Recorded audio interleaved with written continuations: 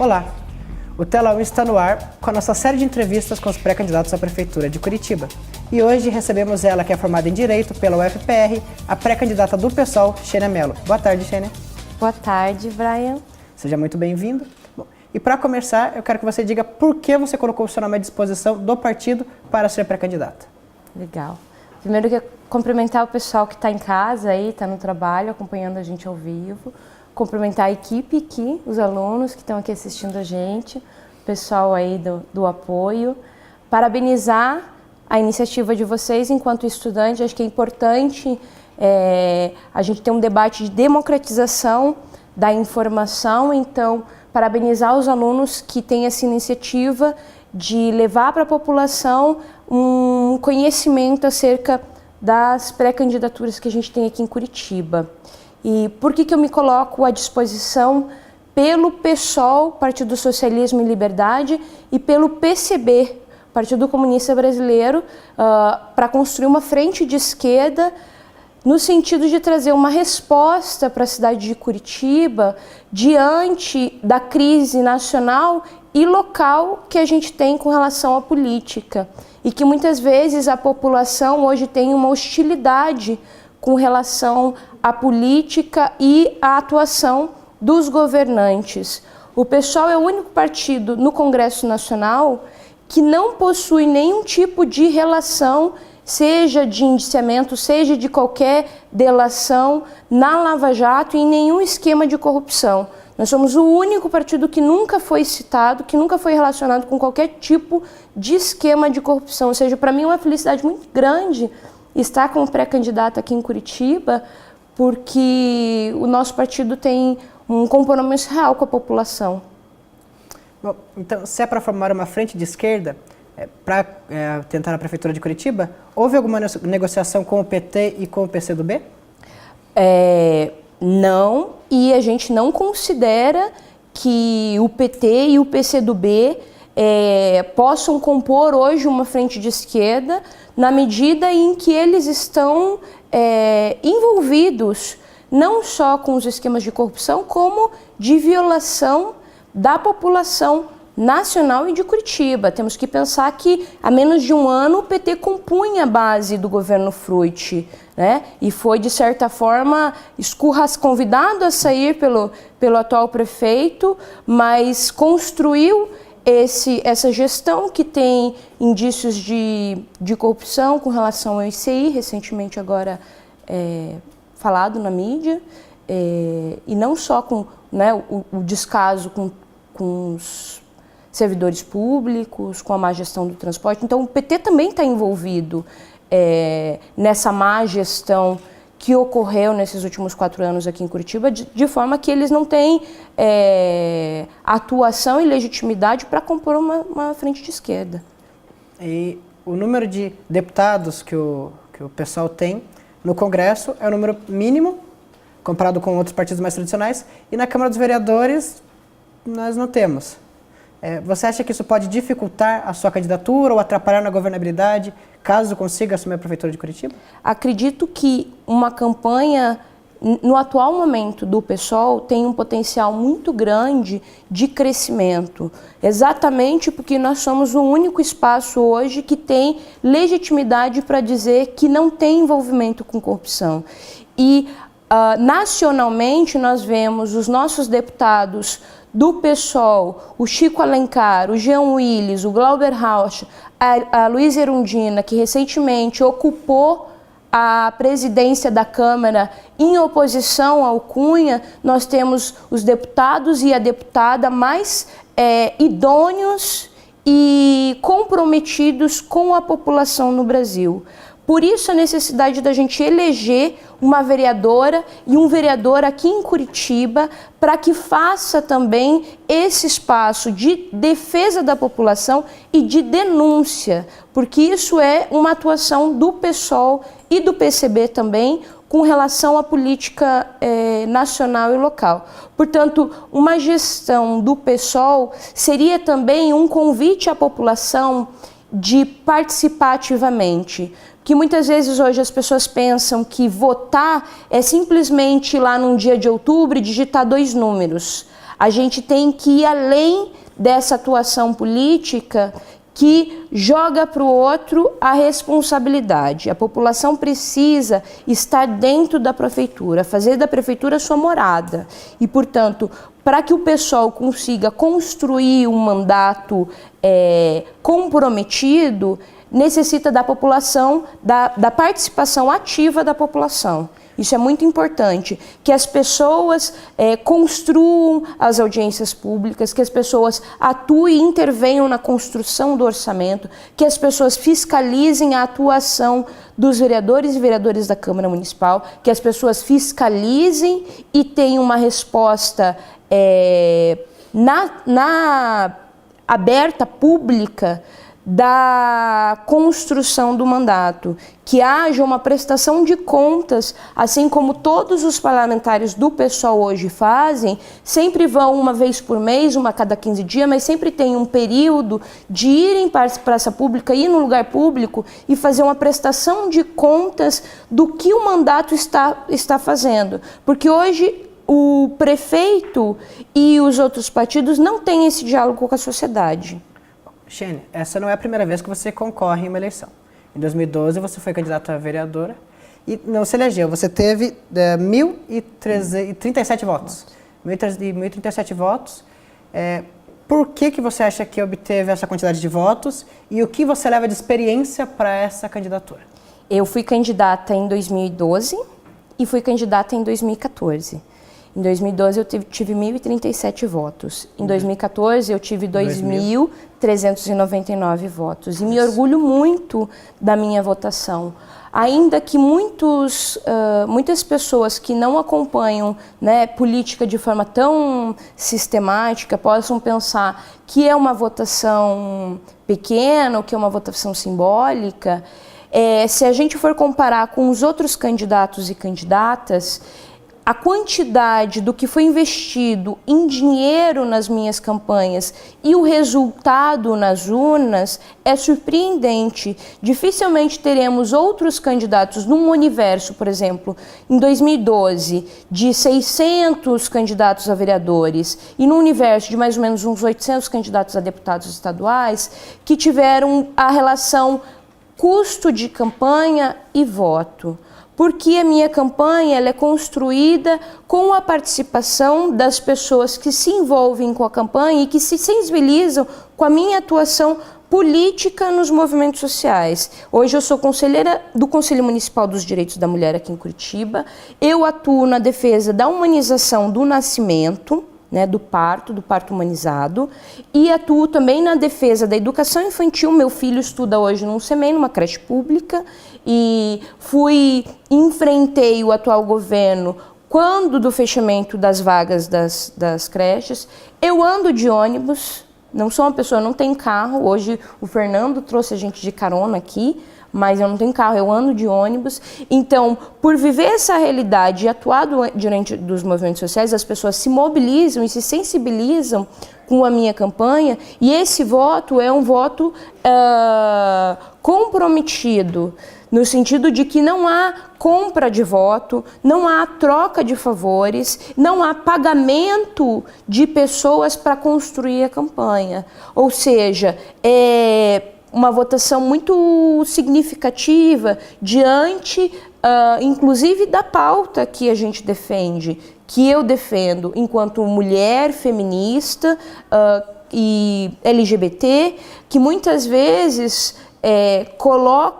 os candidatos acabam escondendo. Se a gente for lembrar, por exemplo, da votação do impeachment, em que a maioria dos parlamentares envolvidos inclusive com corrupção, que tiveram parentes no outro dia presos, eles falavam em nome da família, em nome dos filhos, em nome Dificilmente uma pessoa que, por exemplo, como Jean Willis, que se põe de forma intransigente na defesa das mulheres travestis e trans, na defesa da legalização do aborto, da regulamentação da prostituição, tem hostilidade, oposição, que vão encontrar, por exemplo, no Bolsonaro, o símbolo da reação desse conservadorismo. Então, fazer uma campanha que se propõe em defesa dos direitos humanos acaba tendo também uma hostilidade. Por exemplo, em 2012, quando eu fui candidata, eu sofri ameaça de morte depois do término da candidatura. A hostilidade é uma das razões, muitas vezes, que muitos militantes de direitos humanos abrem mão de se candidatar justamente pelo medo. Um medo que não se resume à minha pessoa só. Eu sou mãe de um filho de 2 anos e meio. É preciso preservar a vida dele e a minha vida, porque ele precisa de uma mãe para cuidá-lo, né? Bom, a gente ia fazer pergunta, mas tocou em um assunto que me chamou a atenção. Você disse que muitos dos congressistas falavam em homenagem à família. O que é família para você? A família, ela é plural. E a família, as pessoas têm que ter liberdade para falar dela, para realizar ela. Então, a família pode ser 2 homens que adotam uma criança, a família pode ser uma mulher travesti, um homem heterossexual, a família pode ser uma mãe prostituta e um senhor cadeirante, a família pode ser pais umbandistas de um filho católico, a família pode ser uma pessoa sozinha que resolveu tomar a sua vida de forma independente, a família pode ser 2 mulheres e os seus gatos e cachorro, a família pode ser o ambiente em que as pessoas se sintam acolhidas e seguras, e a forma como elas se realizam nisso precisa ser respeitada. A gente não pode tomar apenas como regra uma família que é da propaganda de margarina, que é a família homem, mulher e filhos. Né? A gente tem que acolher a pluralidade das famílias, as mães solteiras, as avós que cuidam das suas filhas, enfim. Muito obrigado. Agora vamos abrir para perguntas. Boa tarde, Xênia. Boa tarde. Eu sou a Gabriele, daqui da Agência Júnior de Jornalismo. E, bom, você, entre os 13 pré-candidatos à Prefeitura de Curitiba, você e a Maria Vitória são as 2 únicas mulheres. O que você acha disso? Como é que você encara isso, sendo uma mulher e sendo engajada na causa feminista? E como você vê essa questão da representatividade feminina no governo? Primeiro, a gente tem que fazer uma crítica, inclusive, a todo o sistema. Agora, eu não sei se olho para você ou se olho para a câmera, enfim. Você que decide, vamos você ver, que acha melhor. A gente tem que fazer uma crítica a toda a forma do sistema político. Hoje, assumir, inclusive, uma meia-culpa do próprio PSOL.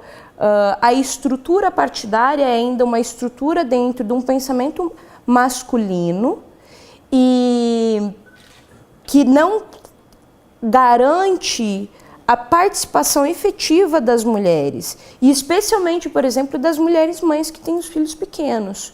Então, é necessário que os partidos políticos tenham espaços de formação, cumpram não só com 30% da coligação, né, que tem que ser garantida para as mulheres, mas garantam um espaço que as mulheres se sintam seguras a saírem candidatas. Isso numa perspectiva crítica em defesa da democracia e de esquerda. Porque o fato de ter uma mulher como representante, como parlamentar, não significa que a gente vai ter a garantia dos direitos das mulheres respeitados. A Dilma, no seu mandato, teve algumas ações de hostilidade com relação à garantia de direitos das mulheres. Por exemplo, a falta de demarcação de terras indígenas, pensando que a mortalidade infantil indígena é 9 vezes maior do que a mortalidade, por exemplo, de um filho meu, que é um menino branco urbano. Que desrespeito uma mulher, enquanto governante, traz para uma população que é extremamente sensível e vulnerabilizada. Aí vemos a Maria Vitória. De todos os candidatos, eu sou a única candidata que não tem relação problemática, crítica na política. O meu pai é um cabeleireiro aposentado, doente, ele tem Parkinson. A minha mãe é porteira. Ela trabalha num condomínio lá no Caiuá, na periferia. Os dois moram na periferia. Eu fui criada na periferia. Ainda que eu tenha me formado, que hoje eu sou advogada e tenho me formado na Federal, meus pais, a minha história é da periferia. A Maria Vitória vem de uma família de oligarquia política, cuja mãe é responsável também pelo massacre dos professores e pelo bombardeio da escola do meu filho. Olhar para Maria Vitória no debate me traz dor, porque ela está no mesmo grupo político de pessoas que tiveram a coragem de bombardear uma escola com 150 crianças e com crianças de 4 meses. Então ela é uma mulher na política que está comprometida com o interesse de uma pequena parcela da população empreiteira que desvia dinheiro do Estado, que não tem compromisso com a garantia de direitos e, na realidade, tem um compromisso com o roubo do dinheiro do Estado. O pai dela é o Ricardo Barros, deputado federal, que também, ministro que também tem envolvimento com muitos esquemas de corrupção. Enfim, a família toda é envolvida com a violação de direitos da população. Além disso, a Maria Vitória sequer conhece a cidade de Curitiba. Ela passou boa parte da vida dela morando fora. E, de repente, numa viagem na África, na Ásia, ela viu que era pobreza, mas coisas que existem aqui na periferia de Curitiba. Pensando que, por exemplo, a expectativa de vida de alguém que mora num Batel é diferente da expectativa de alguém que mora no Tatuquara, num bairro distante, num bairro que não tem a presença e a estrutura do município lá. Você disse que a mãe da Maria Vitória tem uma parcela de culpa na situação que aconteceu no dia 29 de abril. Quem são os culpados pela situação do dia? Quem são os culpados? O governo do Estado, né? O Richa, o secretário de Segurança Pública, toda a cúpula do Estado do Paraná é culpado, né, com a realização desse massacre. Não foi algo que não foi arquitetado. Existiam atiradores de elite lá, né? Existia um bombardeio de uma creche. Então, falando de creche, você é mãe. Quero que você conte um pouco dessa experiência e o que você leva por ter um filho que estuda em uma creche pública, o que você pretende mudar na educação pública, tendo conhecimento com o seu próprio filho, né, que frequenta uma creche pública. Sim. Para mim é uma felicidade muito grande sair esse ano como pré-candidata a prefeita aqui em Curitiba. Em 2014, eu fui candidata a deputada estadual e o Lourenço tinha 6 meses de idade. E até os 6 meses, as crianças, se têm oportunidade, a mãe tem a possibilidade, são amamentadas, que a gente chama exclusivo e integral. Então, eu levava o Lourenço para todos os espaços de campanha, e muitas vezes eu deixava de ir em espaços públicos porque não eram acolhedores com o bebê. Enfim, eu respeitava muito, assim como hoje a Manuela Dávila deixou de sair candidata em Porto Alegre por conta da Laura. Existe sim um desafio muito grande em ser mulher na política e ser mãe na política. Porque o pessoal entende que a gente tem que respeitar a singularidade das candidatas, dos candidatos. Muitas vezes o processo político, ele nos desumaniza. Porque você tem que dar conta da agenda, você tem que estar em vários lugares, você tem que ter uma disponibilidade, e isso afeta a atenção que você pode dar para a sua família, especialmente para o seu filho. Por outro lado, isso qualifica o debate na medida em que você vive a cidade de uma maneira muito visceral. A defesa da escola pública de qualidade não é só a bandeira do PSOL, mas é a bandeira da mãe, da Xênia, que utiliza desse serviço. Amanhã vai ter festa junina na creche, inclusive do Lourenço. É importante que a gente tenha candidatas em Curitiba que vivenciem a cidade, porque muitas vezes a gestão de uma cidade é decidida por quem anda de carro blindado, quem não pega ônibus, quem utiliza o sistema privado de saúde, quem não vivencia a cidade mesmo. E aí acaba sendo mais um jogo de interesse por poder e por política e por dinheiro do que um compromisso real com a população. E o PSOL veio nas 2 últimas eleições para prefeito com o Bruno Meirinho. Por que houve essa troca? Porque ele era pré-candidato, depois ele desistiu da pré-candidatura. Por que o PSOL tentou mudar o pré-candidato? Então, a gente tem que pensar que nós somos um partido novo, então a gente tem que ter uma renovação de quadros também, de pessoas. O Bruno é meu amigo pessoal, a gente estudou junto, se conhece há mais de 10 anos, tem uma relação de afeto muito grande, não só com ele, com a companheira dele, com a Betânia, ele também é recém-pai, a Betânia tem 8 meses agora. Nós temos uma relação muito bonita de amizade. Inclusive, quando eu coloquei a minha pré-candidatura, foi um momento depois, uns 3, 4 meses depois, que ele tinha se colocado. Até então, ninguém tinha se disposto a cumprir essa tarefa dentro do partido. Quando ele colocou, eu pensei, eu falei, nossa, mas o Bruno, 3ª vez candidato e tal, acho que é importante a gente renovar isso, trazer uma pessoa que traga uma outra pegada também, enfim, e me senti comovida e determinada a ocupar esse desafio, essa tarefa. E a gente conversou e ele gentilmente, inclusive, retirou a sua candidatura, me apoiando como pré-candidata à prefeitura. Bom, vamos abrir mais uma rodada de perguntas, então? Boa tarde, Xênia. Boa tarde. Eu sou Ana Beatriz, da Rede Teia. Então, as questões sociais receberam bastante atenção da atual administração. Um exemplo são as ações relacionadas aos moradores de rua. Eu queria saber qual a sua visão sobre isso e quais as suas propostas para a melhoria desse setor. Discordo, primeiramente, que as questões sociais receberam bastante atenção.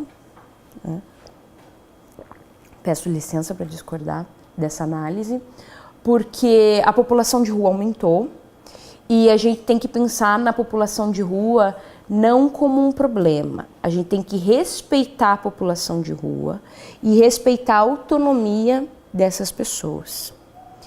E para atuar frente a essa questão que existe hoje na cidade, a gente tem que ter 2 ações.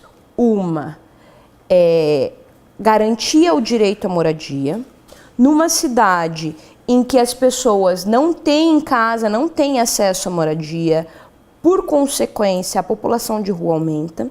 Então, um programa de habitação e garantia de moradia para a população. E quando eu falo em moradia, não é só fazer uma casinha, um monte de casinha lá longe e largar as pessoas lá. As pessoas, quando a gente fala em moradia digna, a gente tem que falar que ao redor da casa dessa pessoa precisa ter estrutura, precisa ter rua asfaltada, precisa ter, muitas vezes, nós que somos mulheres, se não tiver um poste na frente de casa, a gente não vai estudar à noite. Então tem que ter um mínimo de estrutura urbana, no entorno daquela moradia. Creche, unidade de saúde, serviço, mercado, enfim. Então, garantia ao acesso à moradia para enfrentar o crescimento da população de rua. E isso não quer dizer enfrentar a população de rua, a gente tem que respeitar essa população que tem uma forma de se expressar no mundo, mas que muitas vezes o seu número é aumentado em razão da desigualdade social. E Curitiba é uma campeã de desigualdade social.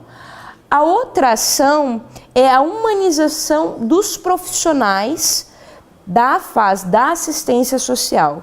Porque se hoje começa, eu sou crítica ao fato de que teve uma política de assistência social no município, mas eu não nego que começou um diálogo acerca disso. Em relação ao governo anterior, é fato que houve um diálogo. Eu não vou negar, eu não estou cega nem surda para não ver o que as coisas acontecem na cidade. Ocorre que não foram convocados número de profissionais suficientes a atender a demanda da assistência social no município. Então, qual é o panorama que a gente tem hoje? Um número muito pequeno de equipe, profissionais sobrecarregados, e qualquer pessoa que a gente não respeita a dignidade do trabalho e sobrecarrega, ela vai prestar um serviço de má qualidade. Então, a culpa não é dos profissionais da assistência social, mas do número reduzido de profissionais que não conseguem dar conta da demanda da população de rua. Então, investir no plano de carreira da assistência social e aumentar o número de profissionais e qualificá-los. Porque a assistência social não pode ser um discurso paternalista e que retire a autonomia das pessoas.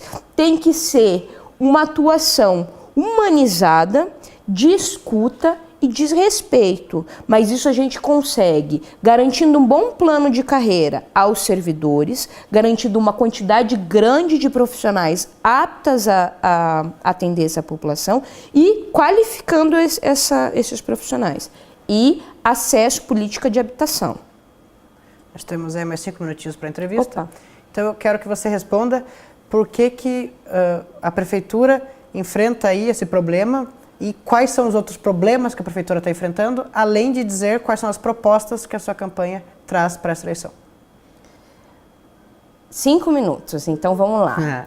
É importante que a gente em Curitiba eleja um vereador e uma vereadora do PSOL, a fim de denunciar os problemas que ocorrem na Câmara Municipal e na gestão municipal. Além disso, pensar numa atuação parlamentar que garanta direitos à nossa população. Para a gestão de Curitiba, a gente acredita que é possível humanizar essa gestão, de forma a garantir moradia digna para a população, creche e educação infantil para as crianças e para as famílias na cidade, um transporte público de qualidade e uma transparência na gestão. Um dos problemas atuais da gestão e das gestões anteriores é a falta de transparência. Acesso à informação e transparência é um direito nosso que precisa ser garantido pela gestão. E aí é fazer uma gestão aberta, democrática, um convite à população de Curitiba a ocupar a prefeitura, a ocupar a Câmara Municipal e participar. E um convite aos movimentos sociais. A gestão de uma cidade não pode ser feita por burocratas, por mero burocratas. Tem que ser feitas com as pessoas que dedicam a sua vida, a sua energia, o seu afeto para uma luta, como é a luta das mulheres, como é a luta da população negra de Curitiba, como é a luta da população dos deficientes, como é a luta das pessoas socioambientalistas, como é a luta do movimento LGBT. Essas pessoas têm que estar inseridas dentro da gestão, uma gestão democrática e transparente. Acho que é isso. E eu agradeço a escuta de vocês, agradeço de volta a oportunidade. Nós ainda temos 2 minutinhos, então eu quero que você use esse tempo para se apresentar para quem não te conhece, dizer quem você é e contar um pouco mais da sua história e da sua pré-candidatura. 2 minutinhos? 2 minutinhos. 2 minutinhos para dizer quem eu sou. Então, eu sou Xênia Mello, conheçam a nossa página no Facebook, acessem ela, lá vai ter bastante descrição de mim, acessem meu perfil pessoal também. Eu sou uma pessoa bastante sincera e aberta para o diálogo. Sou advogada, sou servidora pública também na UTFPR, hoje eu faço mestrado em Sociologia, minha atuação é na creche da penitenciária feminina com as mães e as crianças da penitenciária e quero construir uma gestão que dialogue com a população e que rompa com essa ideia da política como negócio, da política como herança, da política como forma de se afastar da população. A gente precisa ter uma conversa de afeto e direta com a população de Curitiba, e eu estou à disposição. Faço um convite também a vocês que se interessaram a construir a nossa campanha. Não é uma campanha milionária que recebe dinheiro de empresa, é uma campanha feita pelas próprias pessoas que acreditam no nosso projeto, sem grandes recursos. Então a gente precisa muito da atuação de toda a população de Curitiba para fazer uma campanha bonita e feliz e romper com o cinza e com a tristeza dessa cidade. Muito obrigado pela presença, Xênia. Eu que agradeço. Nós encerramos por aqui a nossa entrevista com a Xênia Mello, pré-candidata pelo PSOL à Prefeitura de Curitiba. E logo mais voltamos ao vivo com Luciano Pisato, do Democratas, para uma entrevista. Obrigado e até já.